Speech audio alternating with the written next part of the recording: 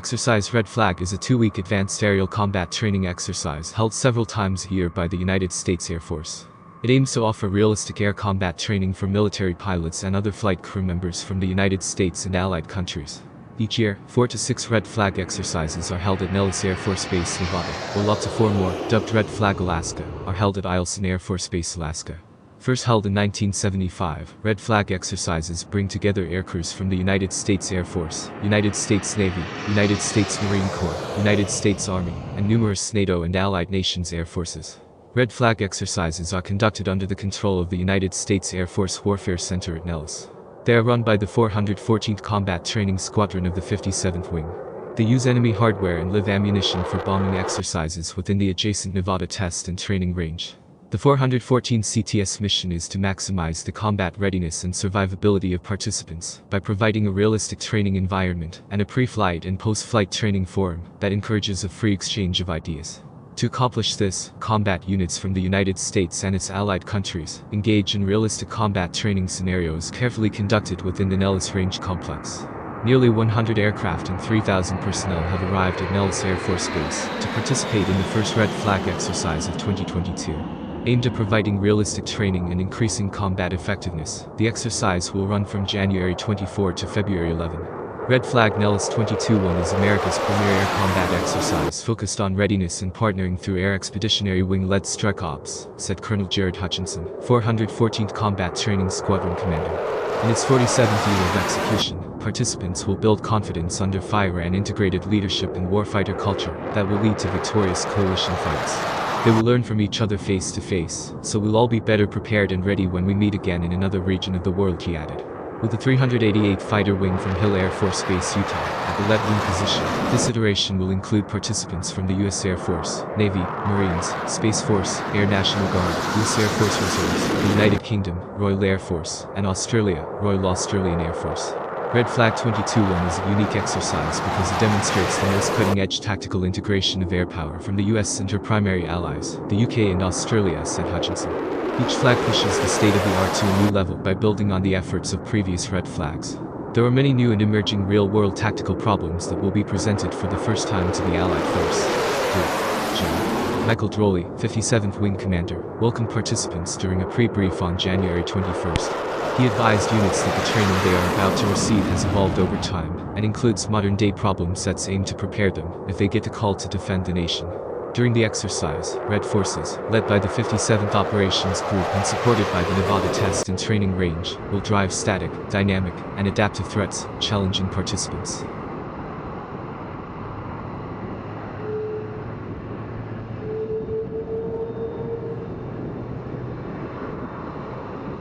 The origin of Red Flag was the unacceptable performance of U.S. Air Force fighter pilots and weapons systems officers in air-to-air combat during the Vietnam War in comparison to previous wars. Air combat over North Vietnam between 1965 and 1973 led to an overall exchange ratio of enemy aircraft shot down to the number of own aircraft lost to enemy fighters. Among the several factors resulting in this disparity was a lack of realistic ACM training. USAF pilots and WSOs of the late 1950s, 1960s, and early 1970s were not versed in the core values and basics of ACM due to the belief that beyond visual range missile engagements and equipment made close-in maneuvering in air combat obsolete. As a result of this, BVR only minced reaching its zenith in the early 1960s. Nearly all USAF fighter pilots and weapons systems officers of the period were unpracticed in maneuvering against a similar aircraft because of the concurrent Air Force emphasis on flying safety. An Air Force analysis known as Project Red Baron 2 showed that a pilot's chances of survival in combat dramatically increased after he had completed 10 combat missions. As a result, Red Flag was created in 1975 to offer USAF pilots and weapons systems officers the opportunity to fly 10 realistically simulated combat missions in a safe training environment with measurable results. Many U.S. aircrews had also fallen victim to SAMs during the Vietnam War, and Red Flag exercises provided pilots and WSOs experience in this regime as well. The concept of Colonel Richard Moody Suter became the driving force in Red Flag's implementation, persuading the Tactical Air Command Commander, General Robert J. Dixon, to adopt the program. At Nellis, Suter was well known and well liked. The first Red Flag exercise was conducted on Gen. Dixon's schedule in November 1975. On 1 March 1976, the 4,440th Tactical Fighter Training Group, Red Flag, was chartered with Colonel P.J. White as the first commander, Lieutenant Colonel Marty Mart as vice commander, Lieutenant Colonel David Berner as director of operations. This small crew under Colonel White's leadership undertook the task of firmly establishing the program. The aggressor squadrons, the opponents who flew against the pilots undergoing training, were selected from the top fighter pilots in the U.S. Air Force. These pilots were trained to operate according to the tactical doctrines of the Soviet Union and other enemies of the period, to better simulate what then TAC, as well as Yusuf, Pakov, and other NATO pilots and WSOs, would likely encounter in real combat against the Warsaw Pact or other Soviet proxy adversary. The aggressors were initially equipped with readily available T-38 Talon aircraft to simulate MiG and MiG-21, the T-38 being similar in terms of size and performance. F-5 Tiger II fighters, painted in color schemes commonly found on Soviet aircraft, were added shortly after that, and became the mainstay until the F-16 was introduced.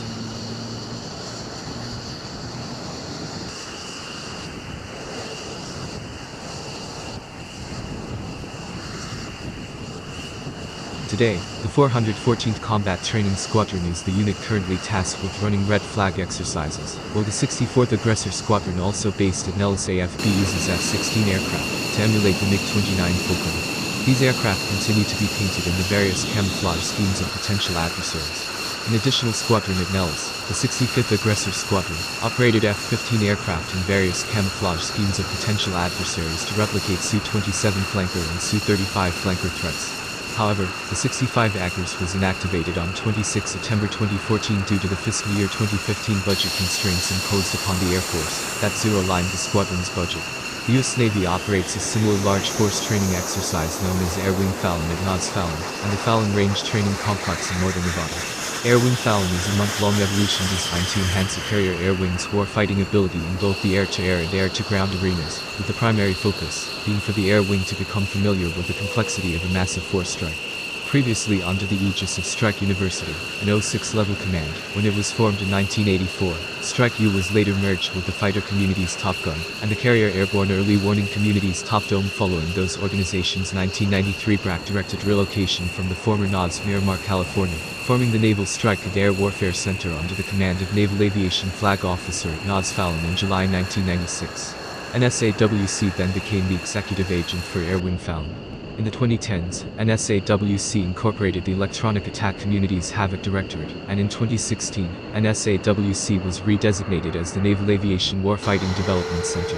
The commander of NAWDC at Nods Fallon, the commander of the USAFWC at Nellis AFB, and their respective subordinate units and staffs maintain natural rapport with each other in areas of shared equities, and the tactical development of the joint force. Red Flag and Air Wing Fallon should not be confused with smaller, but longer duration, programs that the USAF and USM run to train individual weapons and tactics instructors. In 2009, the 416th Flight Test Squadron from Edwards AFB, California, participated in Red Flag as well, the first time an Air Force Material Command unit had been part of the program.